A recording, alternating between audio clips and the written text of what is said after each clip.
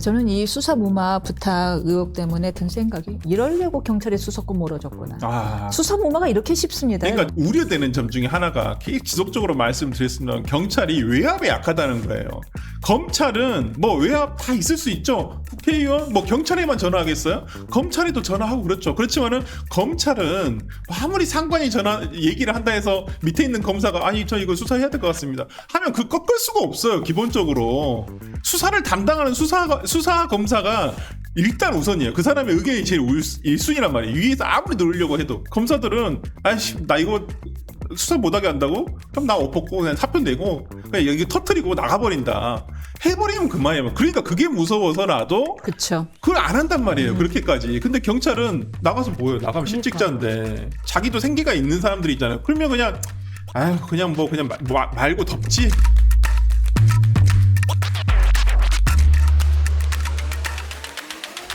이혼 후보자의 의혹부터 먼저 얘기하고 갈까요? 저도 뭐 꽤 힘들게 로펌 생활했고 별 막말 다 들어봤다 했지만 네.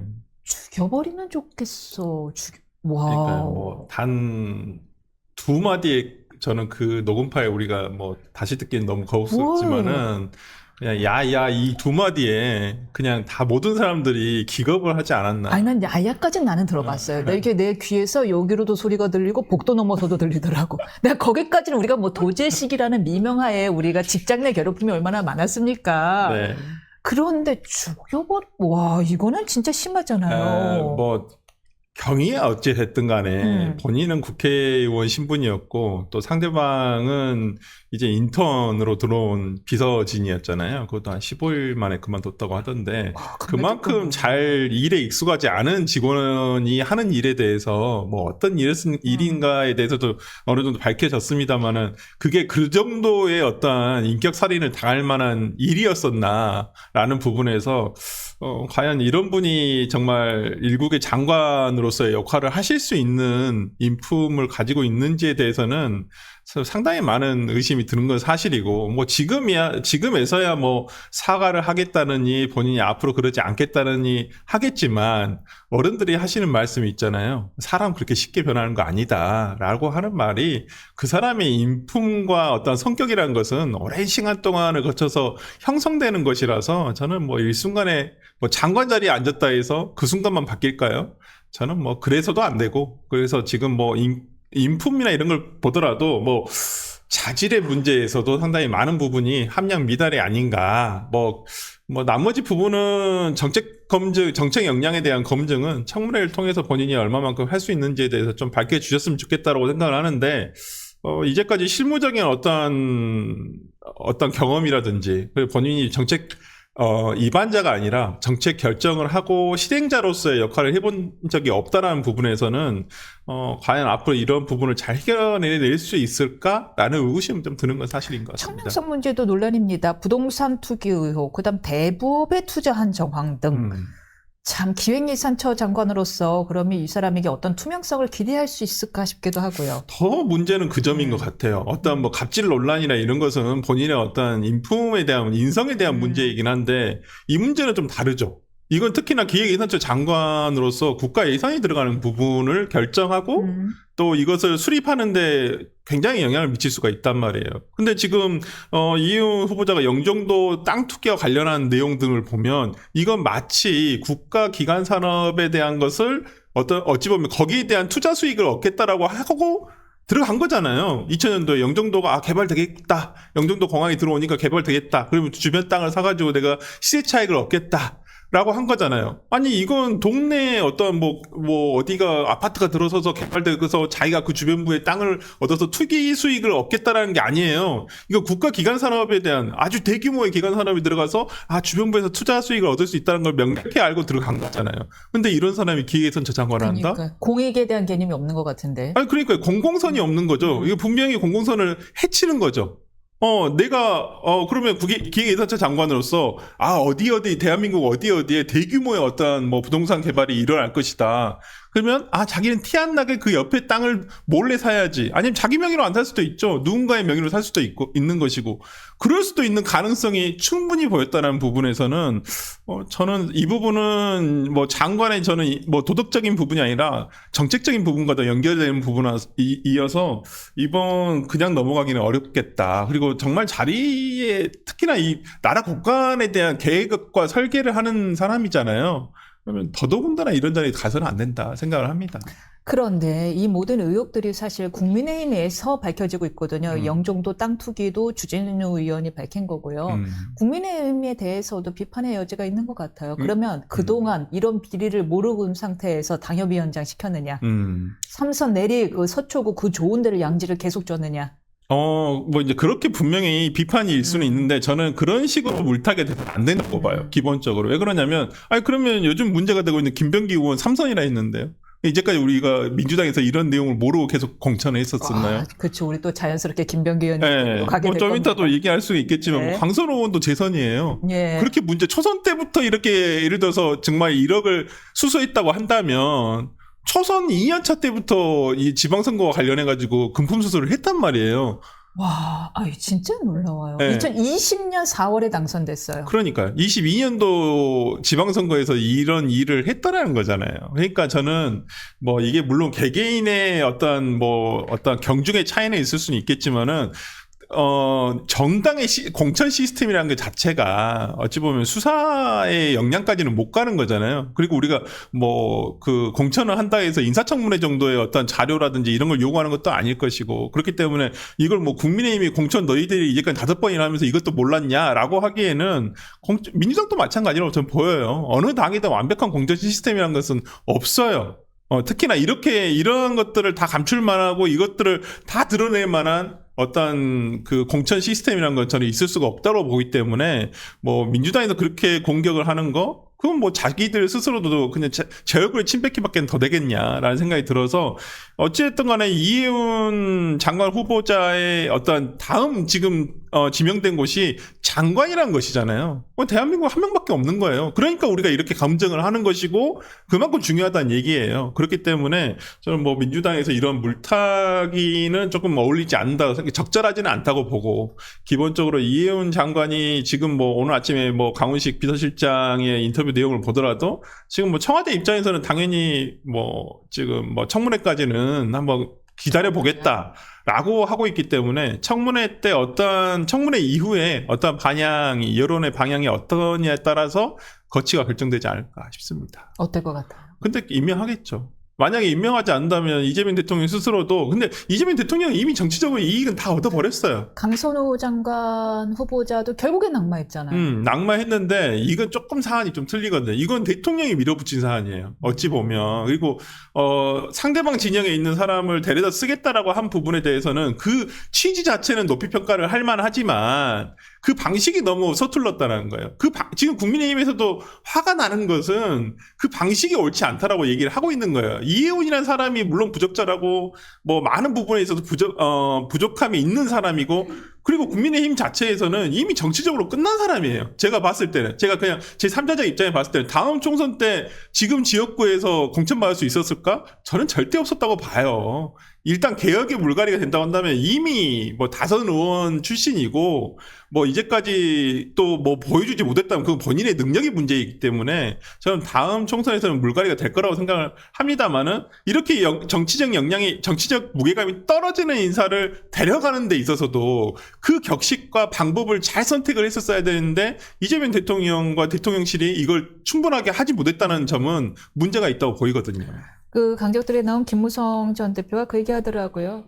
가까우시잖아요. 네. 두고 봐라. 난타전이 벌어질 거다. 이건 쉽지 뭔가 알고 않아요. 계신가 봐요. 지금 이게 일반적인 인사청문회 같으면 국회의원들이, 상임위에 있는 국회의원들이 보통은 그냥 본인 일에서 플러스 알파예요. 그냥 이거 검증만 조금 더 해보고 비리 같은 게 없나 이렇게 보여. 지금은 여기에 감정이 들어갔어요. 아하. 네. 지금 국민의힘이라는 정당 전체에 감정이 들어갔단 말이에요. 내가 그러면 우리가 공부를 할 때도요. 그냥 의례적으로 하는 것과 내가 열심히 해야만 하는 이유가 생겼을 때는 또 다르거든요. 제 하나는 꼭 꾸밀 거야. 아, 그럼요. 이게 사람의 어떤 복수 감정이라는 것이 쉽지 않습니다. 이해운 뭐 지금 지명자가 뭐 문자 보내고 그런다 해서 이게 그냥 수그러들 일이다?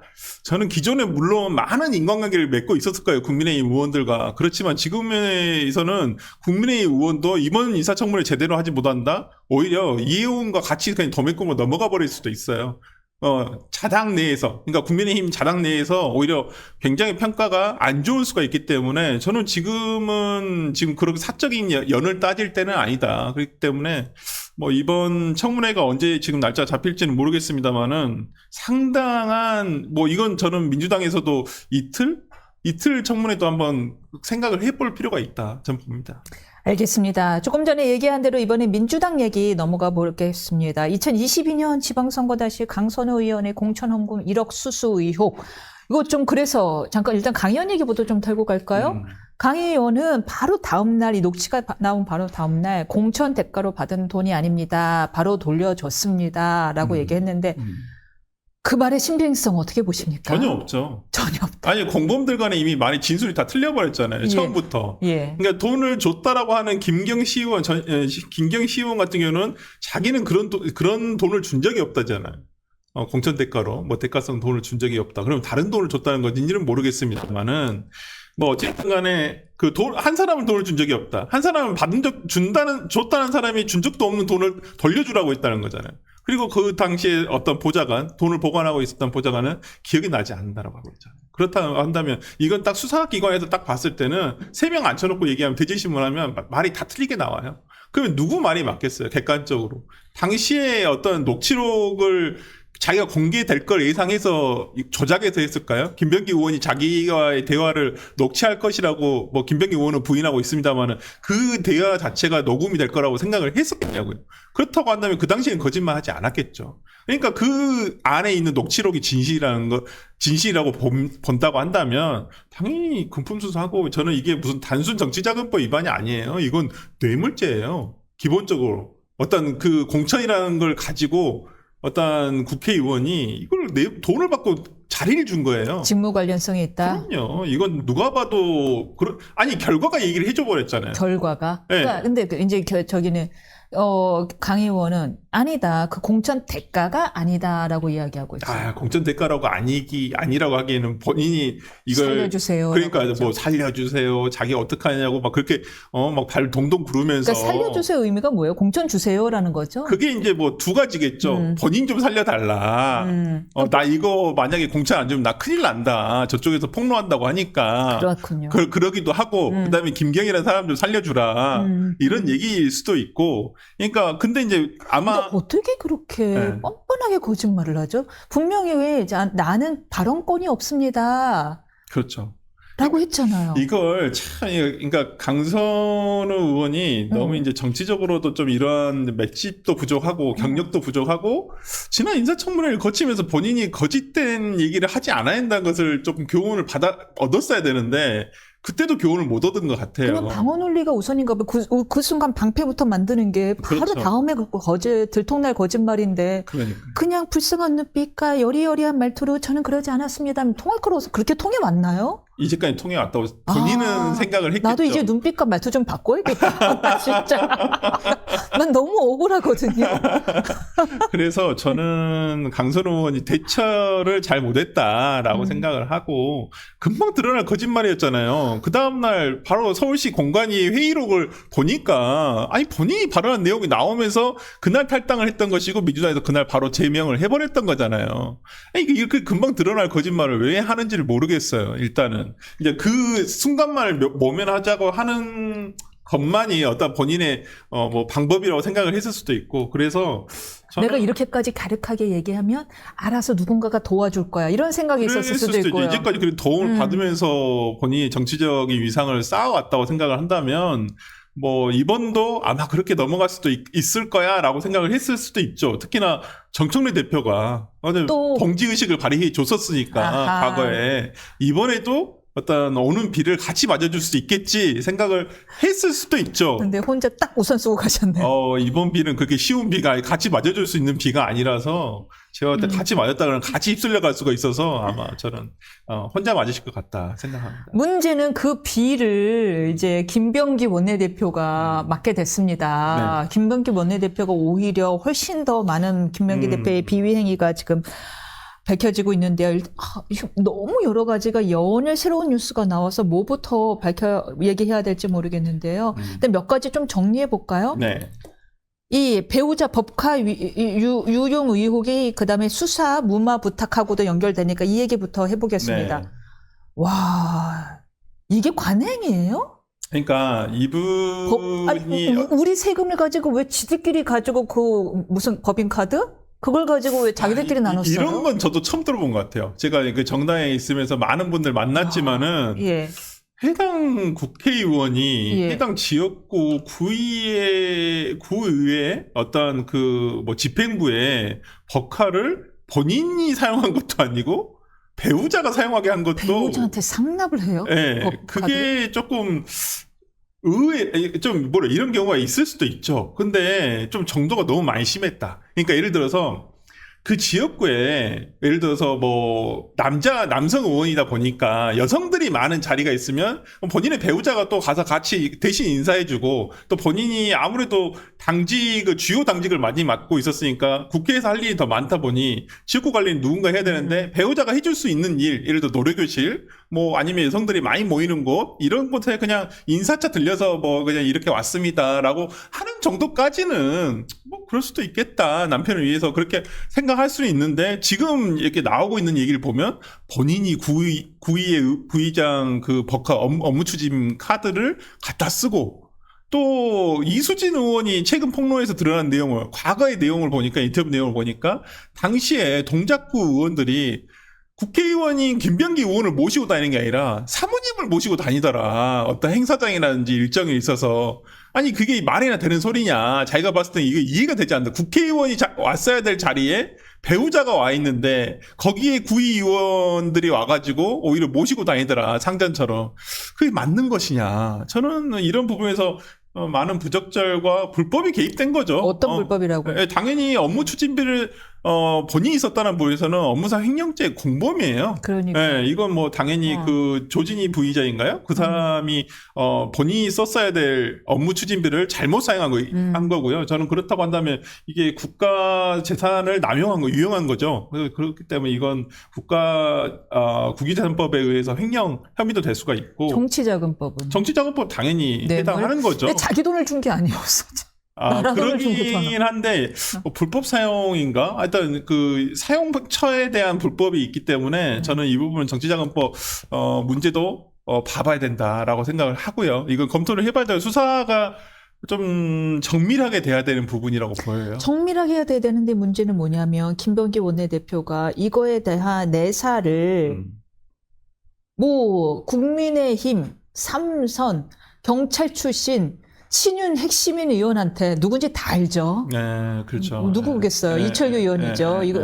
뭐 이거는 거의 왜 언론이 왜 이름을 얘기하는 이렇게 얘기했는지 모르겠어요. 아니, 강적들 진행하는 변호사, 모 변호사 이 수준이에요. 그래요? 아무도 모르죠. 누구시지? 그러니까 아무도 모르겠네. 참나. 하는 모 변호사, 모 의원한테 부탁을 해서 수사 무마를 부탁했대잖아요. 그러니까 이것도 문제죠. 이것도 뭐 항상 뭐 그렇게 윤석열 정부에 대해서 비판을 해왔었고 그중에 핵심이라고 하는 의원한테 당시에 가가지고 여기 이런 부탁을 또 본인의 사적인 이익을 위해서 했다라는 것이잖아요. 그러니까 일단 뭐 다 떠나서 그냥 동료 의원들 사이에 어떤 조금 민원 해결을 해줄 수는 있죠. 어떤 조금 그게 불법이 아니거나 아니면 누군가에게 어떤 이익을 침해하는 게 아니라고 한다면 해줄 수는 있는 부분인데 지금 이건 명백하게 불법이고, 어떤 자신의 이익을 위한 거잖아요. 국민의 이익을 위한 게 아니잖아요. 그렇기 때문에 저는 이건 분명히 문제가 될 수 있다고 보고요. 이건 직권남용이 되겠죠. 당연히. 될 것이다. 그렇기 때문에 저는 이걸 지시를 했냐 안 했냐. 그리고 당시에 지금 당사자들은 다 부인을 하고 있습니다만은 이건 수사 과정을 통해서 알 수 있겠죠. 그리고 지금 나오고 있는 모든 사실관계가 누구한테 나오는 거냐면 당시 김병기 의원실에서 있었던 보좌진에서 다 나온 진술들이에요. 다 변호사들 출신이기 때문에 증거 갖고 있어요. 네, 그리고 그 사람들이 지금 이러한 진술을 통해서 당시에 왜 그러냐면 당시에 김병기 의원이 직접 했을 수도 있는데 실무적인 얘기를 다 밑에 사람을 시켰단 말이에요. 그러니까 그 사람들이 알고 있었겠죠. 그렇지 않으면 그 사람들이 어떻게 알고 있었겠습니까? 그리고 지금의 어떤 이런 진실이 어떻게 드러나겠습니까? 저는 이 수사 무마 부탁 의혹 때문에 든 생각이 이러려고 경찰에 수사권 몰아줬구나. 아, 수사 무마가 이렇게 쉽습니다. 그러니까 여러분. 정말 우려되는 점 중에 하나가 계속 지속적으로 말씀드렸습니다. 경찰이 외압에 약하다는 거예요. 검찰은 뭐 외압 다 있을 수 있죠. 국회의원 뭐 경찰에만 전화하겠어요? 검찰에도 전화하고 그렇죠. 그렇지만은 검찰은 뭐 아무리 상관이 얘기를 한다 해서 밑에 있는 검사가 아니 저 이거 수사해야 될 것 같습니다 하면 그 꺾을 수가 없어요. 기본적으로 수사를 담당하는 수사 검사가 일단 우선이에요. 그 사람의 의견이 제일 1순위란 말이에요. 위에서 아무리 누르려고 해도. 그리고 진짜 검사들은, 아이씨, 나 이거 수사 못하게 한다고? 그럼 나 엎었고, 그냥 사표 내고, 그냥 여기 터트리고 나가버린다. 해버리면 그만이에요. 그러니까 그게 무서워서라도, 그쵸. 그걸 안 한단 말이에요. 그렇게까지. 근데 경찰은, 나가서 뭐예요? 나가면 실직자인데. 그러면 자기도 생계가 있는 사람들이 있잖아요. 그러면 그냥, 아유, 그냥 말고 덮지? 명예보다 생계가 우선인 사람들도 그럼요. 많죠. 그러면 어쩔 수 없죠, 직장인들. 그러니까 외압이 쉽게 흔들린단 말이에요. 저는 이것도 마찬가지로 보였을 거예요. 이거 당연히 그 프로세스 변호사들 대충 알걸요? 예를 들어 동작경찰서장한테 전화하죠. 그러면 수사과장한테 전화를 하겠죠. 지시를 하겠죠. 한번 살펴봐라. 누구한테 전화가 왔더라. 아이, 그럼 얼마 되지도 않는데, 뭐, 그거. 그러면 대충 무슨 말인지 안단 말이에요. 그래서 신중하게 봐라. 네, 신중하게 봐. 아니, 그러니까 뭐 덮으라는 얘기를 안 하죠. 신중하게 봐라. 신중하게 보고 좀 살펴봐라. 라고 하면 수사의 방향이라는 것은 정말 우리 변호사들이 제일 중요하게 생각하는 게 수사하는 사람이 어떤 생각과 어떤 입장을 가지고 있는지에 따라서 수사의 결과는 완전히 달라질 수 있는 거거든요. 저는 이 마찬가지예요. 이런 사건이라고 전 보여요. 다시 재수사를 해야죠, 당연히. 맞습니다. 근데 요 관련한 이 김 전 원내대표의 이런 여러 가지 비위 사실, 돈 받았다가 돌려주고, 그 다음에 아내 배우자의 법카 유용 소식들, 사실들이 적혀진 탄원서를 이수진 전 의원이 당 대표실에 전달을 했고 이를 접수한 사람이 김현지 부속실장이라는 거잖아요. 네. 근데 문제는 당대표든 이재명 대통령 앞으로 작성된 탄원서가 당이 어떻게 처리했는지 여부입니다.